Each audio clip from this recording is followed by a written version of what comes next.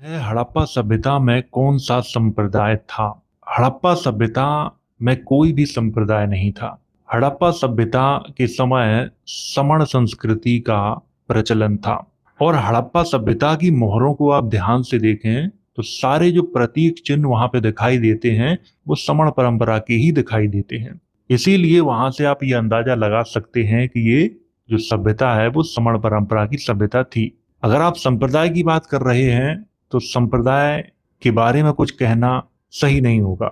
आजकल के लोग तो कुछ भी कहेंगे कि हमारा संप्रदाय प्राचीन है, उनका संप्रदाय प्राचीन है, या कुछ लोग ये भी कहेंगे हमारा धर्म प्राचीन है, उनका धर्म प्राचीन है। ये सारी खोखली बातें हैं, इनमें सच्चाई बहुत कम है। जीर्ण माता में हर्षनाथ मंदिर है, वह टूटा फूटा है। आपकी वीडियो देखने के बाद मैं तारा देवी की, बोधिसत्व की, मंजूश्री की तमाम मूर्तियां देखी और वह सारी की सारी मूर्तियां हर्षनाथ पर हैं। लेकिन इन लोगों को हर्षनाथ मंदिर को भैरव बाबा मंदिर बता करके लोगों को मूर्ख बनाया जाता है, जबकि वहां पर सर आप भी देखना, वहां पर सारी मूर्तियां तारा देवी की, अवलोकितेश्वर की हैं और वह बौद्ध धर्म की महायान शाखा का मंदिर लगता है। कृपया आप इस पर एक वीडियो जरूर बनाना।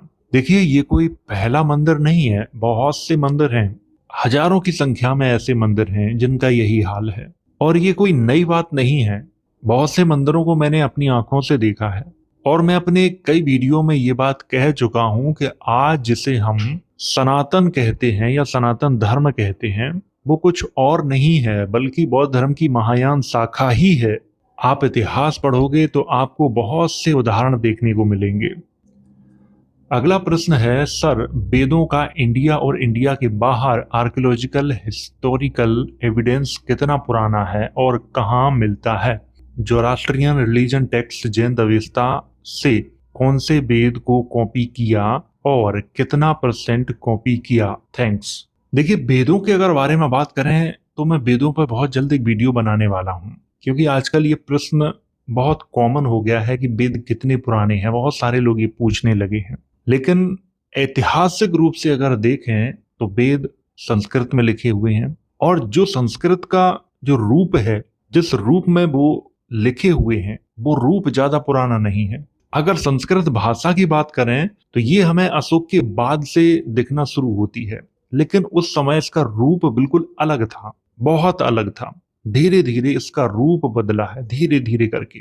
और आज हम जो संस्कृत देख रहे हैं वो एक अलग संस्कृत है और गुप्त काल में जो संस्कृत चलती थी वो एक अलग थी। इन दोनों के रूप बिल्कुल अलग हैं। और वेदों का इंडिया के बाहर आर्कियोलॉजिकल हिस्टोरिकल एविडेंस की अगर बात करें तो लोग एक ही जो इंस्क्रिप्शन है उसकी बात करते हैं, जो मितानी इंस्क्रिप्शन के नाम से जाना जाता है। उसमें इंद्र, वरुण, मित्र, अश्विनी कुमार इनके नाम हैं। उस पर भी मैं एक बहुत जल्द वीडियो बनाने वाला हूं, तब विस्तार से बात करूंगा। आगे आपने पूछा है जैन अवेस्ता से कौन से वेद को कॉपी किया गया है। तो जैन अवेस्ता को आप पढ़ें, फिलहाल मैंने इस पे एक वीडियो बनाया हुआ है, आप उसे देख सकते हो। और अगर आप जैन अवेस्ता का अध्ययन करते हैं तो जैन अवेस्ता की बहुत सी चीजें हैं ऋग्वेद से मैच करती हैं। इस पर भी मैं एक बहुत जल्द वीडियो बनाने वाला हूं। और ये भी मैं आपको बता देता हूं कि जो जैन अवेस्ता की जो मूल भाषा है वो संस्कृत से प्राचीन है। जब जैन अवेस्ता की जो भाषा है वो संस्कृत से प्राचीन है तो जाहिर है जैन अवेस्ता पहले लिखा गया होगा। लेकिन हमारे यहाँ के जो विद्वान हैं वो इस बात को मानने को तैयार नहीं है। एक बात मैं आपको और बता देता हूं, वेदों की अगर बात करें तो इंडिया और इंडिया के बाहर भी कोई भी आर्कियोलॉजिकल एविडेंस नहीं मिलते हैं। उसमें जो देवी देवताओं की चर्चा करी गई है उनका उल्लेख मितानी इंस्क्रिप्शन में जरूर किया गया है। लेकिन अगर आप ये कहें कि वेदों का किसी इंस्क्रिप्शन में नाम लिखा हुआ है ऋग्वेद, सामवेद, अथर्ववेद ऐसे लिखा हुआ है, तो ऐसा किसी भी अभिलेख में नहीं लिखा हुआ।